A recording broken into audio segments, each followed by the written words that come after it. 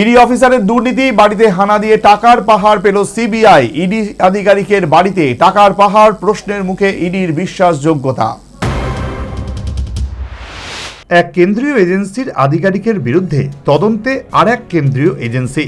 সিমলায় দুর্নীতির অভিযোগে বিদ্ধ ইডি অফিসারের বাড়ি এবং অফিসে তল্লাশি চালালো সিবিআই। কেন্দ্রীয় তদন্তকারী সংস্থার সেই অভিযানে রীতিমতো টাকার পাহাড় উদ্ধার। দেশের ১ নম্বর আর্থিক তদন্তকারী সংস্থা ইডি। বিরোধীদের দীর্ঘদিনের অভিযোগ, কেন্দ্রের নরেন্দ্র মোদী সরকার ইডিকে রাজনৈতিক ফায়দা তুলতে ব্যবহার করছে। তাতে এমনিতেই ইডির বিশ্বাসযোগ্যতা প্রশ্নের মুখে।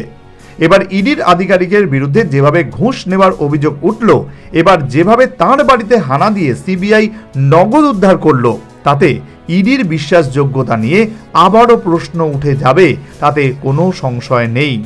যদিও ব্যক্তি বিশেষের দুর্নীতির দায় গোটা সংস্থার উপর চাপানো ঠিক নয়। ওই ইডি কর্তার সিমলার বাড়ি এবং অফিসে তল্লাশি চালায় সিবিআই। সব মিলিয়ে প্রায় ১,১৪,০০,০০০ টাকা তার বাড়ি এবং দপ্তর থেকে উদ্ধার হয়েছে। প্রথম দফার তল্লাশিতে পাওয়া গিয়েছিল ৫৪ লক্ষ টাকা, ঘুষ হিসেবে যা তিনি নিয়েছিলেন বলে দাবি। দ্বিতীয় দফায় আরও ৫৬ লক্ষ টাকার বেশি উদ্ধার হয়েছে। ওই আধিকারিক এবং তার ভাইয়ের বিরুদ্ধে বিপুল টাকা ঘুষ নেওয়ার অভিযোগ রয়েছে। ওই ইডি আধিকারিক পলাতক, তার ভাইকে গ্রেফতার করেছে CBI.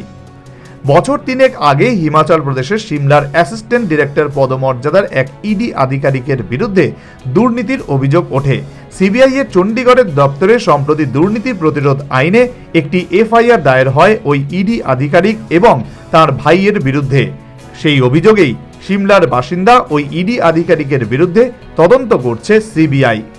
National bureau report, news vanguard.